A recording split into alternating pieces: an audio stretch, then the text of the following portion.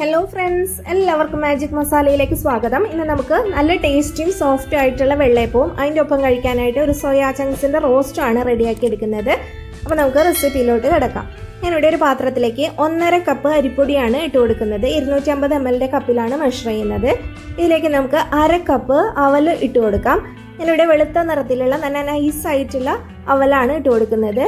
കുറച്ച് കനത്തിലുള്ള അവലാണെങ്കിൽ അതൊന്ന് വെള്ളത്തിൽ കുറച്ച് നേരം സോക്ക് ചെയ്തിട്ട് വേണം ഇതിലേക്ക് ചേർത്ത് കൊടുക്കാൻ. ഇതിലേക്ക് നമുക്ക് 3 ടേബിൾ സ്പൂൺ റവ ഇട്ട് കൊടുക്കാം. നല്ല വെളുത്ത നിറത്തിലുള്ള അവല് ചേർത്താൽ നമ്മുടെ വെള്ളയപ്പത്തിന് നല്ലൊരു വെള്ള നിറം കിട്ടും. മറ്റേ അവല് ചേർത്ത് കൊടുത്താൽ കുഴപ്പമൊന്നുമില്ല, കളറിൽ നേരിയ വ്യത്യാസം ഉണ്ടാവുന്നേ ഉള്ളൂ. ഇതിലേക്ക് 3 ടേബിൾ സ്പൂൺ റവ ഇട്ട് കൊടുത്തിട്ടുണ്ട്. വെള്ളം ചൂടാക്കാനായിട്ട് വെച്ചിട്ടുണ്ട്. ഇളം ചൂടുള്ള വെള്ളം ചേർത്തിട്ടാണ് നമ്മളിത് അരച്ചെടുക്കുന്നത്. ഇനി ഇതിലേക്ക് ഇൻസ്റ്റൻറ്റ് ഈസ്റ്റ് ആണ് ഇട്ട് കൊടുക്കുന്നത്. 1.5 ടീസ്പൂൺ ഇട്ട് കൊടുക്കുന്നുണ്ട്. 1/2 ടേബിൾ സ്പൂൺ പഞ്ചസാര ഇട്ട് കൊടുക്കാം. വെള്ളയപ്പത്തിന് മധുരം കുറച്ച് കൂടുതൽ ഇഷ്ടമുള്ളവരാണെങ്കിൽ അതിനനുസരിച്ചിട്ട് പഞ്ചസാര ചേർത്ത് കൊടുക്കുക.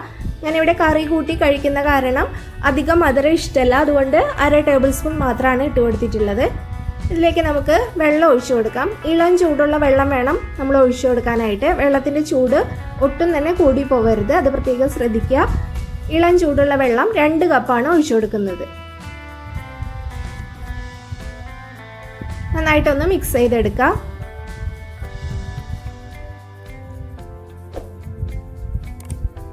ഇത് നമുക്ക് നന്നായിട്ട് അരച്ചെടുക്കാം. ഇതിലേക്ക് ഉപ്പ് ചേർത്ത് കൊടുക്കാം.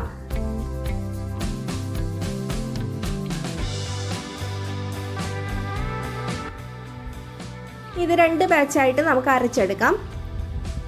ആദ്യം പകുതി ഒഴിച്ചു കൊടുക്കുന്നുണ്ട്. നല്ല ഫൈനായിട്ട് വേണം നമ്മൾ അരച്ചെടുക്കാനായിട്ട്.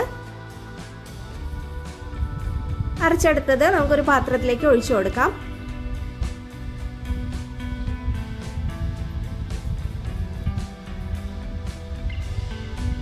ഇനി അടുത്ത ബാച്ച് നമുക്ക് ഇതുപോലെ തന്നെ അരച്ചെടുക്കാം.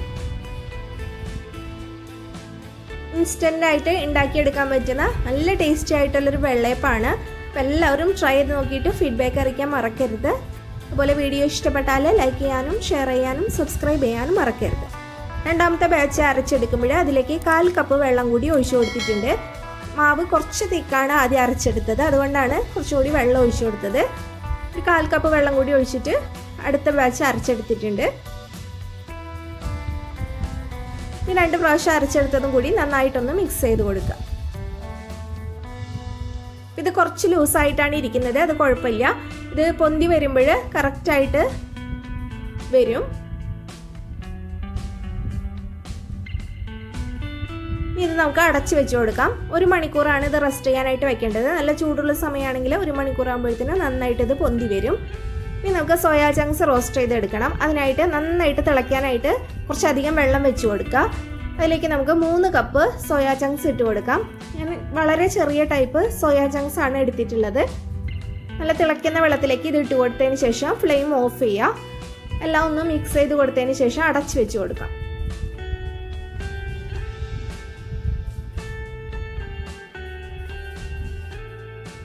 ഒരു 5 മിനിറ്റോളം അടച്ച് വെച്ച് കൊടുക്കുക. അപ്പോഴത്തേന് ഇത് നന്നായിട്ട് കുക്കായി കിട്ടും. 5 മിനിറ്റ് കഴിഞ്ഞിട്ടുണ്ട്. ഇനി നമുക്ക് ഒരു സ്ട്രെയിനറിലേക്ക് ഇട്ട് കൊടുക്കാം. ഇതിലെ വെള്ളമെല്ലാം നന്നായി പോയതിന് ശേഷം തണുത്തതിന് ശേഷം വേണം ഇതിലെ വെള്ളമെല്ലാം നന്നായിട്ട് ഒന്ന് പിഴിഞ്ഞ് കളയാനായിട്ട്.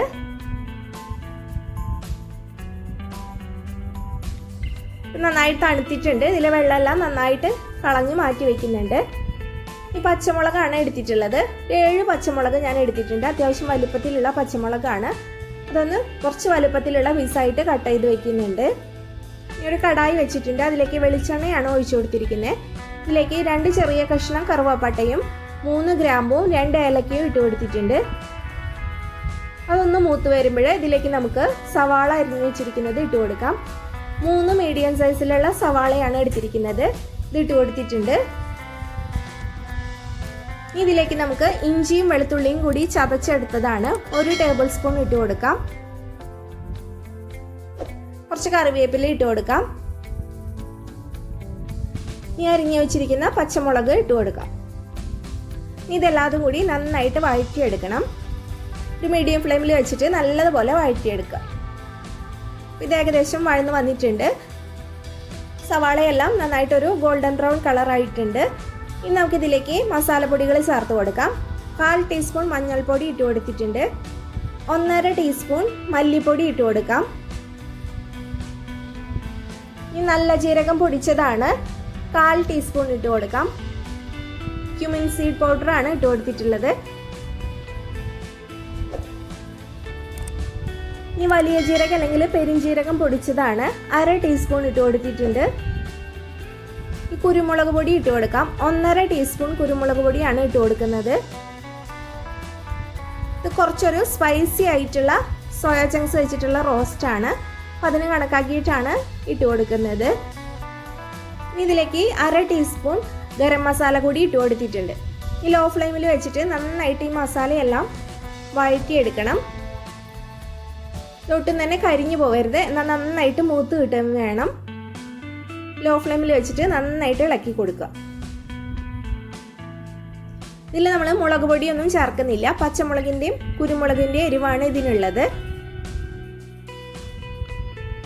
ഇതിലേക്ക് 1/2 ടീസ്പൂൺ കുരുമുളക് പൊടി കൂടി ഇട്ട് കൊടുത്തിട്ടുണ്ട്.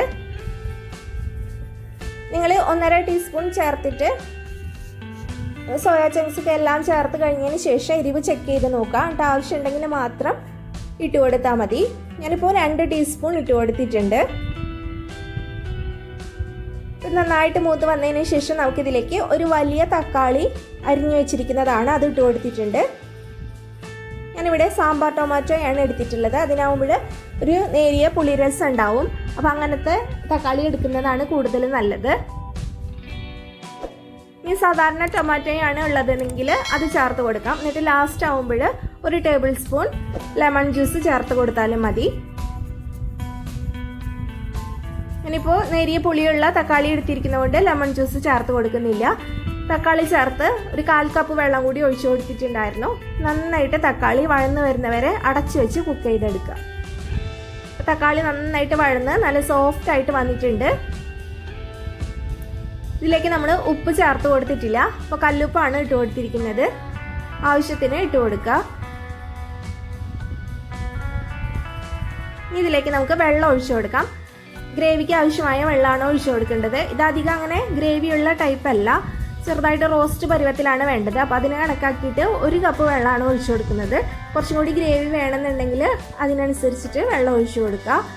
1.5 കപ്പ് വെള്ളമൊക്കെ വേണമെങ്കിൽ ഒഴിച്ചു കൊടുക്കാം. ഞാനിപ്പോൾ 1 കപ്പ് വെള്ളമാണ് ഒഴിച്ചു കൊടുത്തിട്ടുള്ളത്. നന്നായിട്ട് തിളയ്ക്കാൻ തുടങ്ങുമ്പോൾ നമ്മൾ വേവിച്ച് വെച്ചിരിക്കുന്ന സോയാ ചങ്ക്സ് ഇട്ട് കൊടുക്കാം. നന്നായിട്ട് മിക്സ് ചെയ്തെടുക്കുക. എളുപ്പത്തിൽ ഉണ്ടാക്കിയെടുക്കാൻ പറ്റുന്ന നല്ല ടേസ്റ്റി ആയിട്ടുള്ള സോയാബീൻ വെച്ചിട്ടുള്ള റോസ്റ്റാണ്. അപ്പോൾ എല്ലാവരും ട്രൈ ചെയ്ത് നോക്കിയിട്ട് ഫീഡ്ബാക്ക് അറിയിക്കാനായിട്ട് മറക്കരുത്. നന്നായിട്ട് മിക്സ് ചെയ്തെടുത്തിട്ടുണ്ട്. ഇതിലേക്ക് നമുക്കിനി നല്ല കട്ടിയുള്ള തേങ്ങാപ്പാൽ 1/2 കപ്പ് ചേർത്ത് കൊടുക്കാം.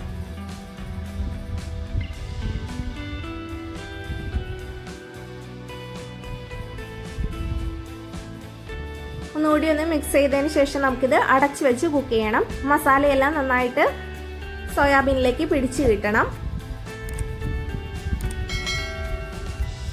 ഇത് അടച്ചു വെച്ച് കൊടുക്കാം. ഒരു മീഡിയം ഫ്ലെയിമിൽ വെച്ചിട്ട് 5 മിനിറ്റാണ് കുക്ക് ചെയ്തെടുക്കുന്നത്. 5 മിനിറ്റിന് ശേഷം തുറന്ന് ഒന്നുകൂടി ഒന്ന് മിക്സ് ചെയ്തെടുക്കാം. ഈ സമയത്ത് നമ്മൾ ഉപ്പ് എരിവെല്ലാം കറക്റ്റ് ആണോ എന്ന് ചെക്ക് ചെയ്ത് നോക്കുക. എരിവ് കുറവുണ്ടെങ്കിൽ കുരുമുളക് പൊടി ആഡ് ചെയ്ത് കൊടുക്കാം. ഉപ്പ് കുറവാണെങ്കിൽ ഇട്ട് കൊടുക്കാം. ഞാൻ ഇതിലേക്ക് 1/4 ടീസ്പൂൺ പഞ്ചസാര കൂടി ഇട്ട് കൊടുത്തിട്ടുണ്ട്. ആ ടേസ്റ്റൊക്കെ ഒന്ന് ബാലൻസ് ആയി കിട്ടാൻ വേണ്ടിയിട്ടാണ്. ഓപ്ഷണലാണ്, വേണമെങ്കിൽ മാത്രം ചേർത്ത് കൊടുത്താൽ മതി. ഞാൻ ചേർക്കാറുണ്ട്. അപ്പോഴാണ് കറക്റ്റ് ആയിട്ടുള്ളൊരു ടേസ്റ്റ് നമുക്ക് കിട്ടുക. ഫ്ലെയിം ഓഫ് ചെയ്ത് കൊടുക്കാം. നമുക്കിതൊരു സെർവിങ് ഡിഷിലോട്ട് മാറ്റാം.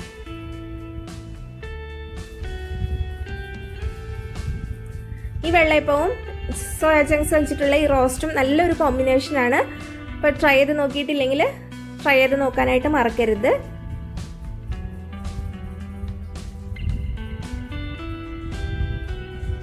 ഇതിവിടെ റെഡി ആയിട്ടുണ്ട്. നമ്മുടെ വെള്ളയപ്പത്തിൻ്റെ മാവ് ഇവിടെ പൊന്തി വന്നിട്ടുണ്ട്. ഒന്ന് മിക്സ് ചെയ്ത് കൊടുക്കാം. 1 മണിക്കൂർ കഴിഞ്ഞതാണ്. അപ്പോൾ ഇതിൻ്റെ കൺസിസ്റ്റൻസി കറക്റ്റ് ആയിട്ടുണ്ട്. ഇത്രയും ലൂസാണ് വേണ്ടത്. നമുക്ക് വെള്ളയപ്പം ഉണ്ടാക്കാനുള്ള ചട്ടി നന്നായിട്ട് ചൂടായിട്ടുണ്ട്. ഒരു മീഡിയം ഫ്ലെയിമിലോട്ട് മാറ്റിയിട്ട് ഓരോ തവി മാവ് ഇത് ഒഴിച്ചു കൊടുത്ത് ഇതുപോലെ ഒന്ന് ചുറ്റിച്ചു കൊടുക്കാം. ഇനി അടച്ചു വെച്ച് കൊടുക്കാം. ഇത് പെട്ടെന്ന് കുക്കായി കിട്ടും. ഇങ്ങനെ സൈഡ് ഭാഗമൊക്കെ നന്നായിട്ട് മൊരിഞ്ഞ് കിട്ടുന്നതാണ് ഇഷ്ടമെന്നുണ്ടെങ്കിൽ കുറച്ച് സമയം കൂടി ഒന്ന് വെച്ച് കൊടുക്കുക. ഇനിയുള്ളത് ഞാൻ അധികം അങ്ങനെ സൈഡ് ഭാഗം മൊരിക്കാതെയാണ് എടുക്കുന്നത്. നല്ല സോഫ്റ്റ് ആയിട്ടുള്ള അപ്പം ആയിട്ടാണ് റെഡിയാക്കി എടുക്കുന്നത്.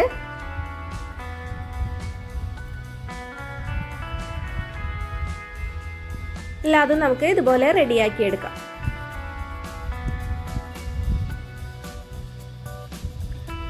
തേങ്ങ ചേർക്കാതെ ഉണ്ടാക്കിയെടുക്കാൻ പറ്റുന്ന നല്ല ടേസ്റ്റിയും സോഫ്റ്റും ആയിട്ടുള്ള വെള്ളയപ്പമാണ്. എല്ലാവരും ട്രൈ ചെയ്ത് നോക്കൂ കേട്ടോ. എല്ലാതും ഇവിടെ റെഡിയാക്കി എടുത്തിട്ടുണ്ട്. കണ്ടില്ലേ, കാണുമ്പോൾ തന്നെ അറിയാലോ നല്ല സോഫ്റ്റ് ആയിട്ടുള്ള അപ്പാണ്.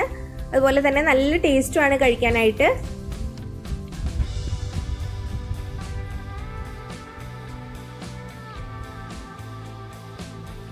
ഇത് കറിയുടെ ഒപ്പവും സെർവ് ചെയ്യാവുന്നതാണ്. ഈ സോയാബീൻ്റെ റോസ്റ്റും ഈ വെള്ളയപ്പവും നല്ലൊരു കോമ്പിനേഷനാണ്. അപ്പോൾ ട്രൈ ചെയ്ത് നോക്കൂ കേട്ടോ.